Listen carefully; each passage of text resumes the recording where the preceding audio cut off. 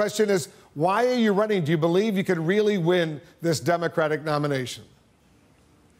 The big reason I'm running is that I don't think the next president of the United States should have made the big mistake of voting for the Iraq War. And particularly, the next Democratic nominee should not have made that big mistake of voting for the Iraq War. And I think this should be a campaign issue for Democrats coming into 2016. This is a Republican war that cost us 4,000 dead Americans, a Republican war that cost us $6 trillion, or is going to cost us $6 trillion that we could have spent so much better. One of the biggest mistakes in American history. I don't think the Democratic nominee or the next president should have made that mistake. Well, you voted against that resolution at the end of 2002. Absolutely. Hillary Clinton, when she was a senator, she voted for that resolution. So you believe that disqualifies her, even though she now says that vote was a mistake? Absolutely. It's too big a mistake just to brush off with saying it was because I didn't get the right intelligence, which was false. I had the same intelligence, and 23 of us made the right call there. And the ramifications that we live with today are just so enormous. ISIS and everything's happening with Boko Haram and in Yemen and the chaos that's in the Middle East, all because of that terrible mistake made back in 2002. So if she were to get the Democratic presidential nomination and you didn't, would you be able to vote for her for president? We'll cross that bridge if we come to it. Well, you're dodging the question because you're basically saying she's not qualified. You're saying you are more qualified because you voted against the resolution, and you don't believe that there should be someone, a Democrat or a Republican, who voted for the resolution to get the nomination. So it is still possible you might vote for her? If considering all the issues that are occurring, I'm not convinced that she's going to be the Democratic nominee. So as I said, we'll cross that bridge if we get to it. If she's not going to get it, and let's say you're not going to get it, who might get it? We'll see. It's a long way. It's very, very early. We all know that. You were a Republican in the Senate. I think you were the only Republican to vote against that resolution. Then when you went back home to Rhode Island, you became the governor as an independent. Now you're running as a Democrat. Let me ask you this question.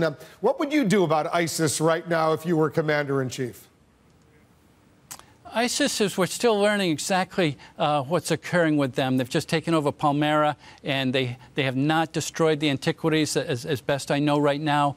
Some of the atrocities that previously have occurred have not occurred in Palmyra. So we're kind of learning about this group and what they stand for. So I just think that we have to understand what's happening, learn, and who knows what might occur in the future.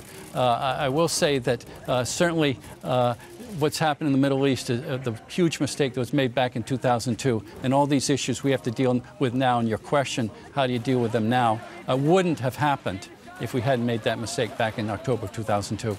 Well, they may not have destroyed the antiquities in Palmyra, at least not yet, but they have committed a lot of atrocities. They've slaughtered a lot of people, including a lot of beheadings. Do you think ISIS represents a serious threat to the United States? Well, I'd like to go back to how we got in there and how we got into this intractable chaos and morass that we're in. And I just don't think that the next president should have made that mistake. And I don't think the Democratic nominee should have made that mistake. So all these questions you're asking, they're no easy answers. But we wouldn't be asking the questions and struggling with the answers, because there are no easy answers, if we hadn't made that mistake. It's one of the biggest mistakes in American history. A lot of people probably will agree with you on that. But let's look forward right now. What do you do about the threats, the terror threats, specifically facing the United States?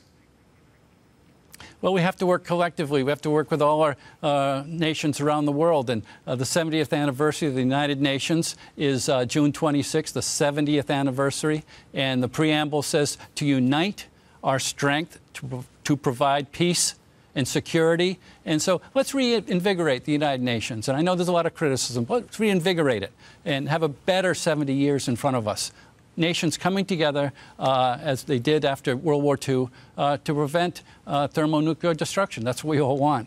There was at the end of your announcement today, your speech at George Mason University in Arlington, you said this, and let me play the clip. Earlier, I said, let's be bold. Here's a bold embrace of internationalism. Let's join the rest of the world and go metric. All right, so go ahead and explain why the United States should go metric. Well, this is just one piece, as I said, of becoming internationalists as a country and getting away from that unilateralist approach, that muscular approach to the world that I don't think is working in our best interests. And I think it would be good for our economy. That's the bottom line. But would cost a lot. It would cost a lot of money. It creates some chaos at the same time, right? I lived in Canada when they made the transition. They wouldn't have done it if the benefits didn't outweigh the costs. No country would do it if the benefits didn't outweigh the costs. So, yes, there's some costs involved, but the economic benefits that would come in would surpass those costs of putting up new steins and the like. So you got a campaign slogan out there, go metric, huh?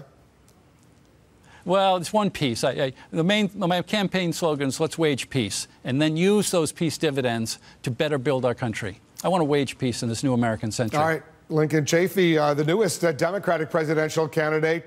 Governor, thanks very much for joining us.